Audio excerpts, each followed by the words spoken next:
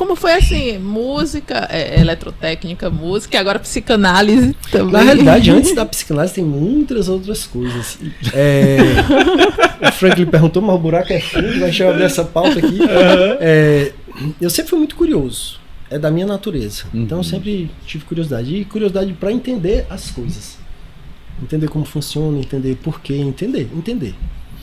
E aí eu me lembro que na minha trajetória pessoal, e são coisas que eu compartilho um pouco, ou quem sabe são pessoas que são mais íntimas, mas eu sempre fui muito curioso, essa minha curiosidade levou para uma busca muito grande por conhecimento. Então, tipo, com 14, 15 anos ali, eu li a Bíblia. Por quê? Porque eu tinha tido uma experiência na igreja que me frustrou e eu queria entender. Enfim, aí desde ali eu conheci o espiritismo, eu estudei budismo, taoísmo, algumas religiões. E me dediquei a isso um bom tempo. Depois conheci a área da espiritualidade, aí fui pro holismo, aí sou mestre de Reiki. E aí essa área da busca do desenvolvimento humano, inconscientemente foi uma busca muito forte em mim, que sempre caminhou um paralelo com a música, ou junto com ela, né?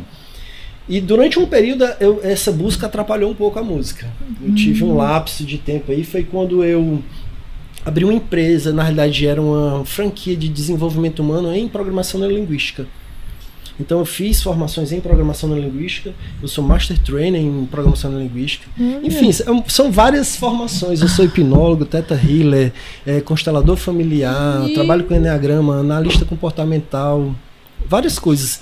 E eu fiquei quase 10 anos com uma empresa, dando cursos e treinamentos de desenvolvimento humano, inclusive viajando pelo Brasil. Então dá terno e gravata, outra área. Assim, se o Franklin tivesse me acompanhado de perto nesse período, ele disse assim, mas cadê o Pili que eu conhecia? Eu recordo, inclusive, eu acho pertinente falar isso, e isso me marcou muito.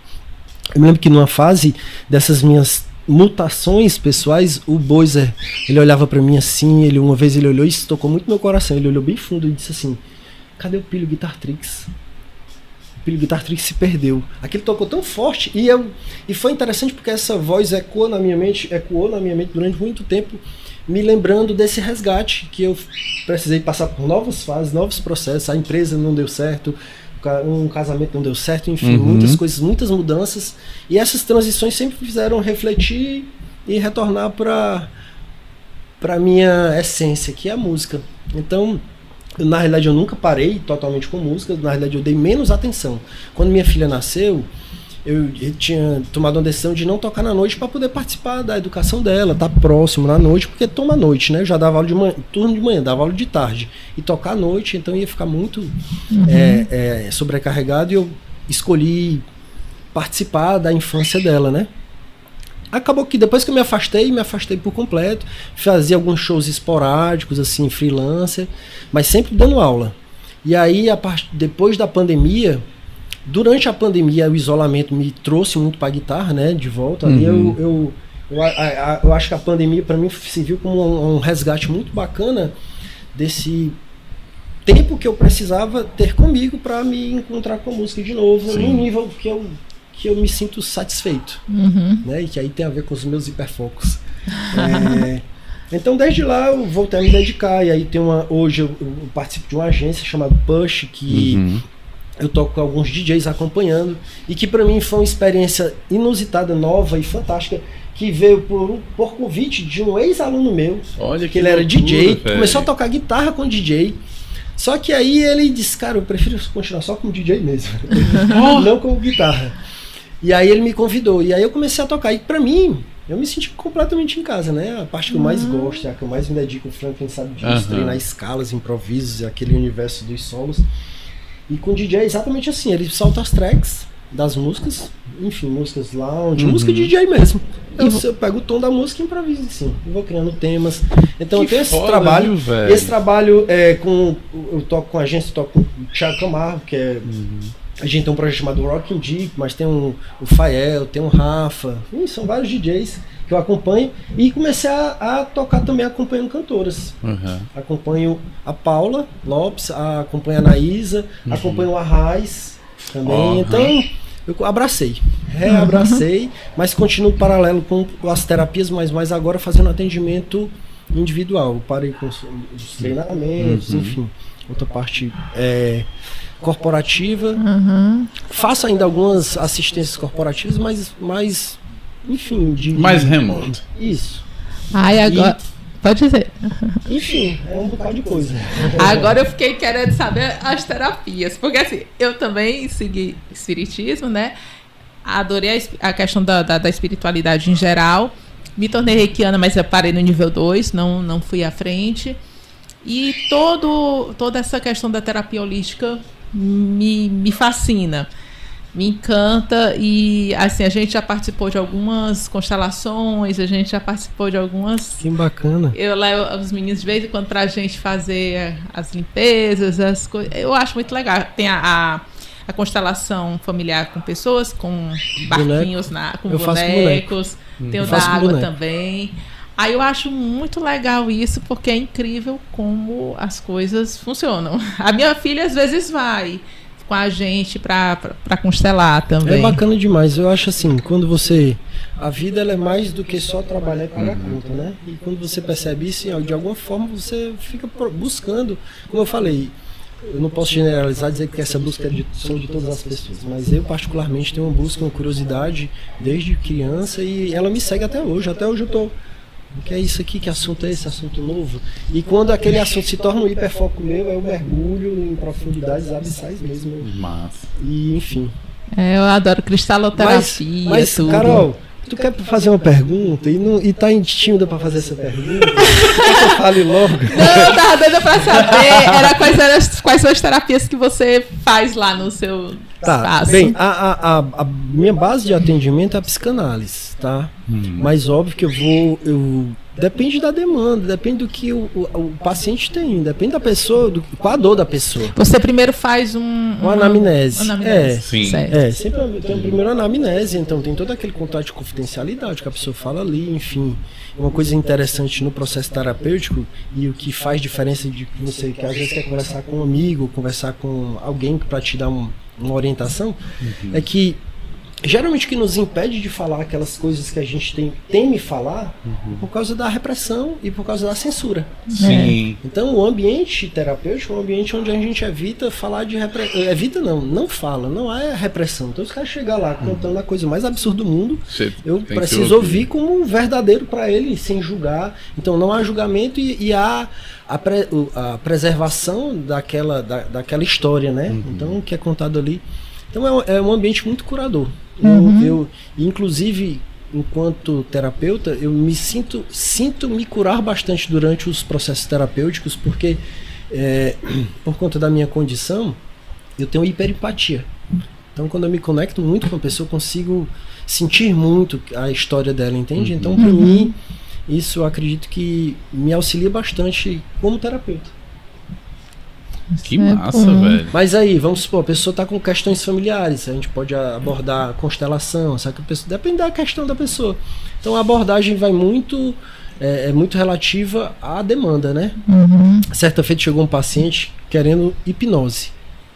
Filho, tu trabalha com hipnose? Trabalho. Tu consegue fazer hipnose para isso? Consigo. Aí quando ele chegou lá, ele queria uma hipnose para dor de cabeça. No entanto, eu digo, tá, mas me conta um pouquinho da tua história. Enfim, a pessoa trabalhava exageradamente, tinha uma rotina sufocante e não conseguia dormir à noite. Já por alguns dias sem sono. Acelera a mente, aí eu digo assim, não tem hipnose que vá curar a tua dor. Ele já tinha ido em médico, já tinha tomado feito bloqueamento, feito um bloqueio, feito vários procedimentos médicos para passar a dor, e ele estava apelando para hipnose como se fosse fazer uma mágica para mudar a dor dele. Ao passo que o que ele precisava mudar era o estilo de vida. E aí eu fui sincero, eu digo, eu não vou fazer hipnose para passar a tua dor. Porque o que tu precisa mudar é a tua vida, é a tua história. E óbvio que eu não falei com essa linguagem, né? Uma outra linguagem dentro do processo terapêutico, mas então às vezes a pessoa chega procurando uma coisa, mas o que ela precisa de repente vai depender da demanda.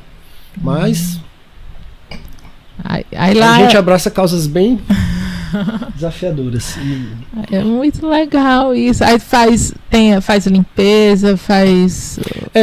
Bem, o trabalho com holismo depende de quando a pessoa ela vai procurando o holismo. Se ela for procurar, eu quero reiki, eu quero alinhamento de chakra, eu quero ter um trabalho com cristaloterapia, aromaterapia, enfim, cromoterapia. Que massa, velho. Tudo isso. Mas o trabalho, a linha principal geralmente é a psicanálise, a não ser quando a pessoa chega assim, enfim. Como eu falei, depende da demanda, mas em geral, quando é problema pessoal de depressão, ansiedade, a gente usa uma linha mais pela psicanálise para entender, para acolher aquela dor e, enfim, tratar de uma maneira que a pessoa possa se... a gente chama na psicanálise esse processo de individuação, né? Ou retificação subjetiva. É abraçar a própria história, entender a própria história, para a partir daí criar a própria história, né? Porque muitos de nós estão vivendo uma vida que foi uma vida com uma história que outra pessoa escolheu. Às vezes uma profissão que você trilhou porque um pai, uma mãe, enfim, a família já indicou, já traz um mapa pronto, entende?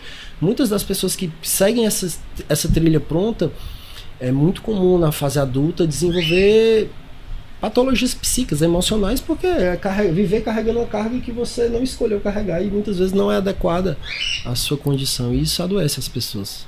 E hoje, pasme, o Brasil ele figura entre número 1 em depressão e ansiedade. Número 1. Número 1. Caramba. Da China e dos Estados Unidos. Detalhe, ano passado saiu uma matéria no jornal dizendo que morte por suicídio ano passado foi maior do que mortes por morte de acidente de moto no primeiro semestre do ano passado. Caramba, velho. Isso é uma marca assim. Então a gente percebe que o pós-pandemia trouxe muitas consequências ocultas que não são vistas, porque a internet e as redes sociais, a gente sabe disso, ela só mostra o glamour e o que é bom. Então, mas o que é vivido na realidade por trás das telas é bem pesado. Tem muita gente com muita ansiedade, tem muita gente em situações. Tanto que esse movimento janeiro, essas cores de cada movimento, janeiro branco, não sei o que, azul, a importância que essas causas estão tendo hoje em dia, porque é urgente, né? Tem muita coisa acontecendo. Verdade. E a saúde mental e a saúde psíquica sendo ignorada, né? Eu estava ontem olhando esses vídeos, aí você acaba passando passa outro e vai assistindo vários. Quando você vê, passa um tempão e você ficou parado ali. E eu comecei a ver que veio uma sequência de histórias tristes, e eu assistindo, eu comecei a ficar triste, ficar ruim, ficar querendo chorar. Aí eu fiquei, não, isso não é meu. Eu tô pegando essas energias que estão aqui, eu vou mudar. Aí eu tentei mudar para poder sair, desliguei, mas não é sempre que a gente percebe isso. Tem horas que a gente acaba entrando e fica imerso. O neuromarketing tá aí para isso, né? Para empurrar e você nem tá percebendo e a coisa tá entrando, tu não tá notando. Essa questão é interessante. O Augusto Cury fala uma coisa muito bonita sobre isso, que ele fala que nós somos consumidores emocionais descuidados. Aí ele cita como um exemplo, ele faz uma analogia, uma metáfora, que ele diz: quando você chega no mercantil, que você vai comprar uma fruta, você chega lá nas bananas, você não pega as bananas de casca preta, você escolhe as mais verdes, em condição melhor. Então, a questão que eu estou usando o teu exemplo, tá? Mas não, por favor, não veja como uma crítica, mas às vezes a gente tá ali e eu não escolhi consumir aquilo, foi o que apareceu, e aí você tá ali, quando percebe, já embarcou. Mas aí ele fala exatamente isso, que você começa a ver uma coisa negativa, um programa negativo que fala sobre uma tragédia, não tem como, o cérebro humano, ele se identifica com a dor. Então se eu escolho testemunhar algo que fale de dor, eu vou me conectar àquilo inevitavelmente. Porque é ofertado aquilo, você entra, e quando você começa a sentir aquilo, você entra num ciclo e vem mais daquilo, né? E vem mais daquilo. Então, é muito importante estar atento. É muito importante estar atento a si mesmo. A questão do autoconhecimento é muito buscado em livros, em cursos, informações, mas autoconhecimento é conhecer a si mesmo. Saber de si. E acontece muito assim, no meio da tua aula, tipo assim, tu meio que desfocar a aula e rolar uma ajuda assim no aluno. Não preciso contar meu exemplo. Na verdade, eu comecei a atender com terapia com as aulas.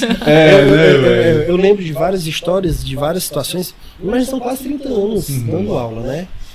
Então, se a gente botar uma média de 20, 30 alunos por mês, chutando, em 10 anos, 20 meses, em um ano dá 200, 2.000 vezes 10, sei lá, enfim, muita gente. É um bocado. Pode crer. Ficou tentando fazer a conta no outro Não, enfim, eu fico não precisa de exatidão na conta não, mas o fato A maioria desses alunos, o contato é aqui, é um aluno, né? É presencial, enfim, é uma troca e por um longo período. Eu tenho um aluno que ficou 3 anos, 4 anos estudando comigo. O Pedro Áquila, né? O Pedro ficou lá no conservatório, ele ia de manhã. A aula dele era, não me lembro se a aula dele era 9, aí tinha um aluno 8, ele chegava lá 8 horas da manhã junto com outro aluno, né? Assistia a aula do outro aluno, assistia a aula dele, aí ficava de tarde, na hora do intervalo do almoço. Tinha uma academia ali perto do conservatório, eu ia pra academia, a gente ia pra academia junto, ele treinava, almoçava por ali, voltava, ele ficava até a hora de ir embora. Então assim, nesse contato com os alunos, eu conheci muitas histórias. Eu tive aluno que chegava pra aula e soltava a guitarra e começava a chorar. Porra, velho. Aí eu de repente vi aquilo ali e aí, pela minha hiperempatia, sempre trocava uma ideia, entendia a situação. Enfim, o pai separando, os pais separando, a irmã tentou suicídio, não sei o que. Então sempre presenciei muitas histórias e usei muito o espaço da aula ali como acolhimento, porque ali é uma pessoa, é um ser humano com outro ser humano, né? É verdade. Então, independente da troca, do objetivo daquela troca ali ser uma troca de aula, assim, eu tô ali para ensinar e para aprender, mas são 2 seres humanos em interação, com experiências, com histórias. Então eu sou muito grato à minha história de aula, porque para mim foi uma escola muito grande para aprender sobre gente também, né? Então cada aluno é um universo, cada aluno foi uma história. Eu conheci muita gente a partir disso e de conhecer as histórias, exatamente porque quando o Franklin perguntou isso, o ambiente da convivência, o ambiente de sala de aula favorece que você crie intimidade. É uma intimidade suficiente para você ouvir as histórias do cara, que o cara que não conhecia o pai, o outro que não sei. Então, foi um universo e eu acho que daí me desenvolveu esse gosto por gente. Que massa, viu, velho? Não, e aí quebra aquele, como é que eu posso dizer, mas que o pessoal diz que quem tem o autismo não gosta disso.